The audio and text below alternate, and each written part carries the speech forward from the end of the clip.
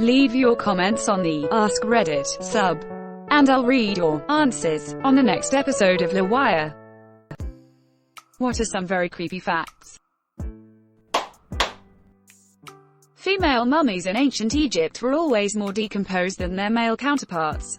They discovered that this was because male bodies were embalmed a lot sooner than female bodies. Female bodies were kept at the family home until they started to decompose in order to avoid necrophilia at the embalmers.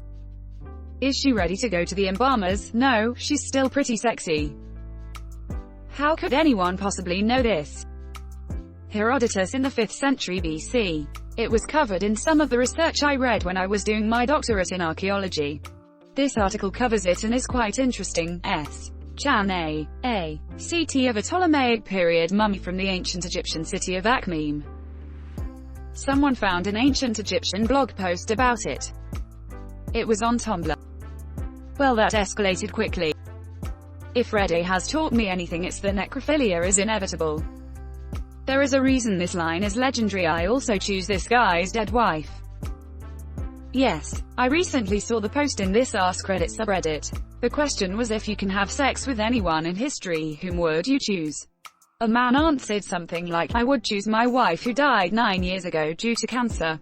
She was the love of my life. The one big problem of finding the love of your life is to risk losing them soon.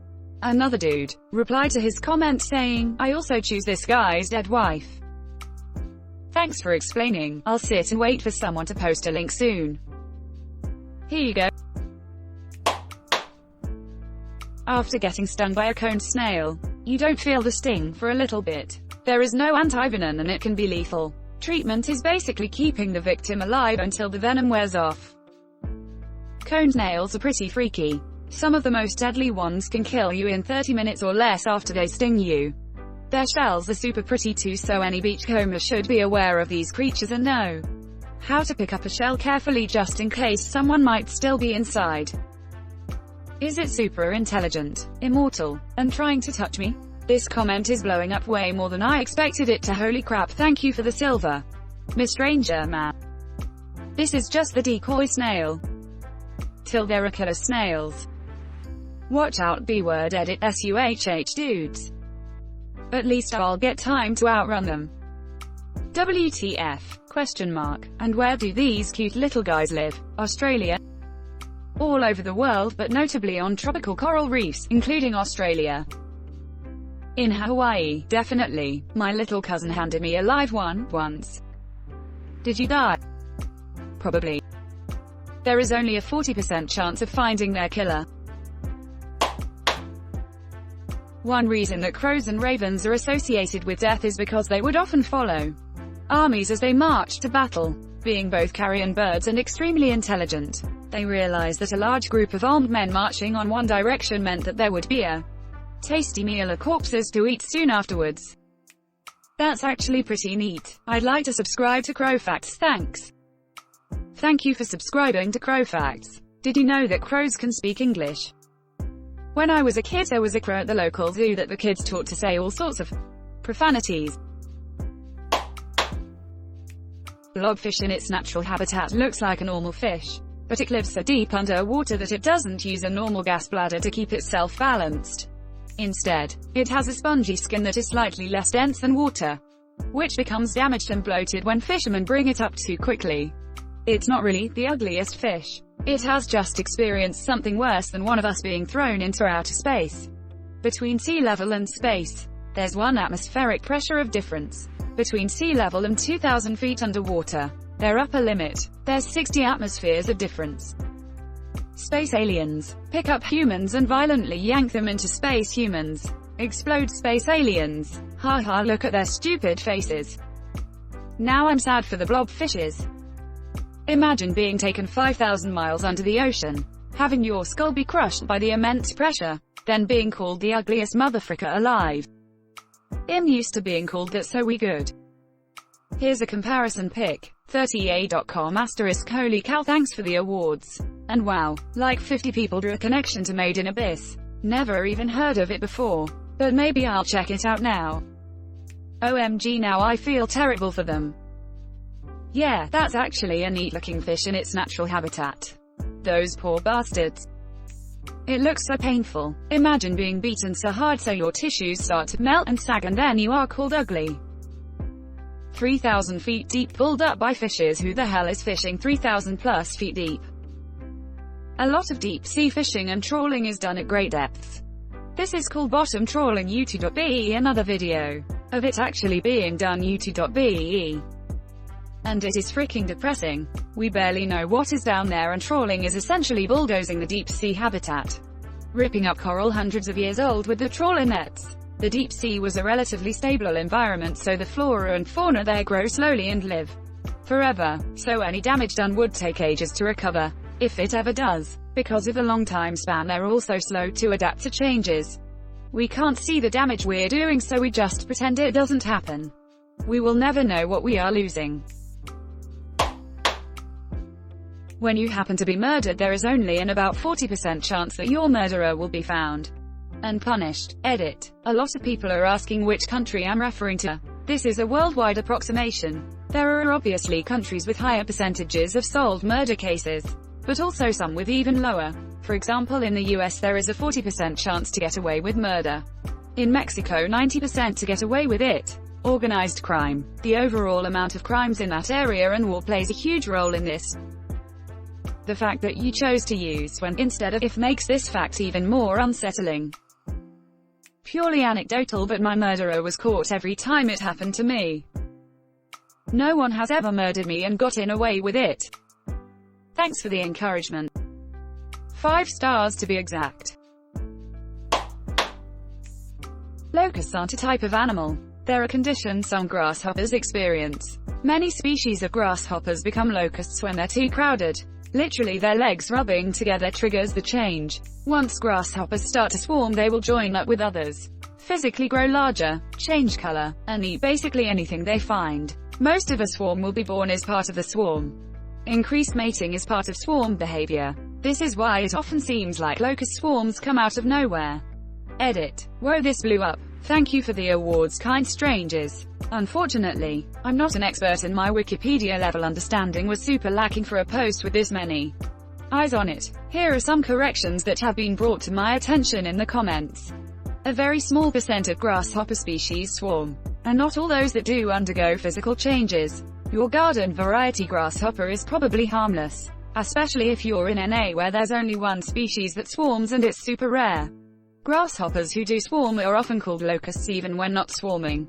It's less of a grasshoppers catch locusts situation and more of a there are a subset of grasshoppers called locusts who swarm. Thank you to everyone who pointed out mistakes in my original. Welp, that's horrifying. I heard about that on one of my podcasts recently. I think the dollop. Locusts are like the zombie apocalypse of grasshoppers. Very cool fact. Add in the amount of calories they need to stay airborne. And in addition to devouring acres upon acres of crops, they also cannibalize each other in the air. And just when I thought it couldn't get any worse. If you begin to display symptoms of rabies, you will go crazy and die.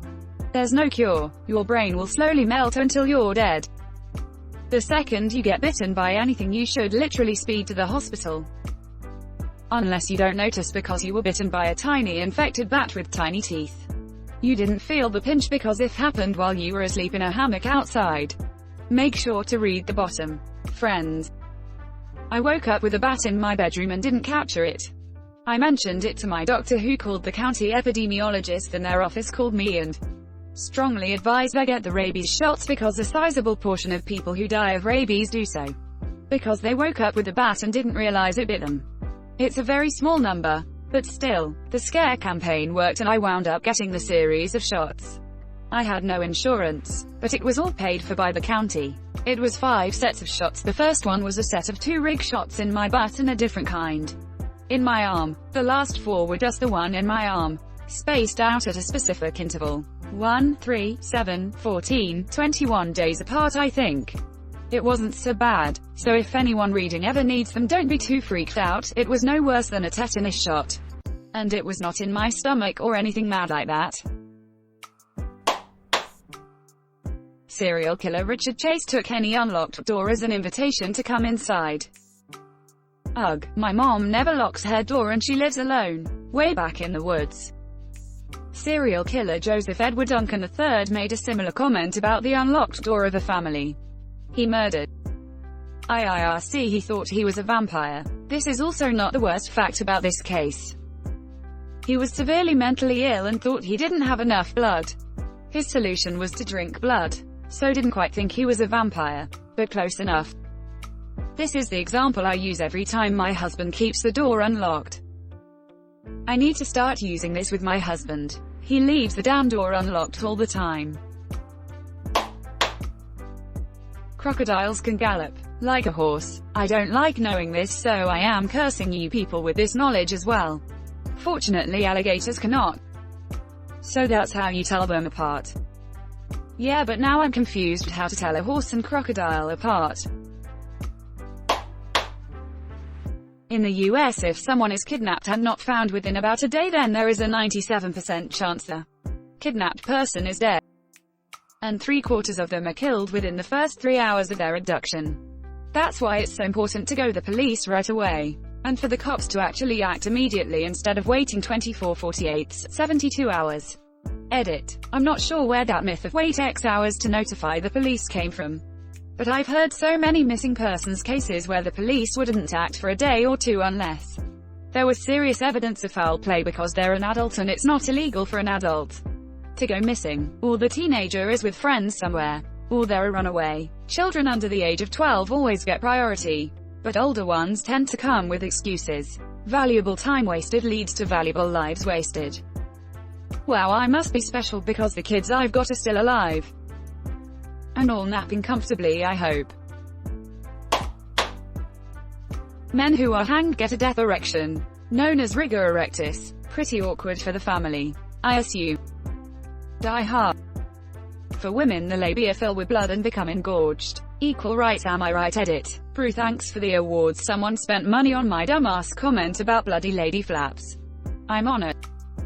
This is the one time I'd advocate using hung instead of hanged. They said you were hung. And they were right. There's a parasite that enters a fish's mouth, eats the tongue and replaces itself as the fish's new tongue.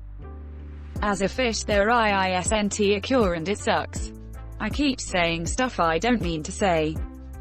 Like talking head. Tarantulas can swim. So can wolf spiders. I've seen it in a buddy's pool. There's worse than wolf spiders now. I was greeted by 2 fishing spiders making their way west of Lake Michigan. Basically they are 3x larger than wolf spiders and they eat meat. So I was patting a sand castle for my kids. Plop plop plop. This caused a predatory response from these frickers. I heard some rustling through the leaves about 30 feet away. I watched the leaves flip over like 2 sharks combing under the thatch. They hit the beach. I saw them. By the time I could react, they climbed up my thighs and onto my chest. I screamed, all right. I freaking brushed them off and jumped into the canoe. I left my family behind and told them to swim to the boat. Anyways, M4F must have strong back. Kills spiders. If you go near a fishing spider, just give him a compliment, he'll stop fishing after that. I'm afraid to Google this. I just did. Looked pretty cool. Fricker was you.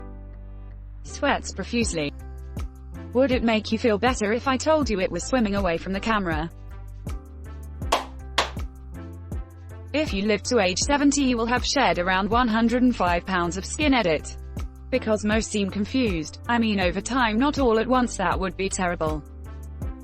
Cool. At least there's one thing to look forward to when I'm 70. Can't wait to freak everyone out when it happens. Make sure to have a huge party and give a speech right before it happens. Like Bilbo before he put on the ring to freak everyone out. Can confirm, I ate my mother. Are you a chimera ant king? Thanks for watching. Last week I asked Reddit the best of recent AskReddit submissions and comments. If you like these videos and want longer versions, check out LWIAR too. And don't forget to like and subscribe.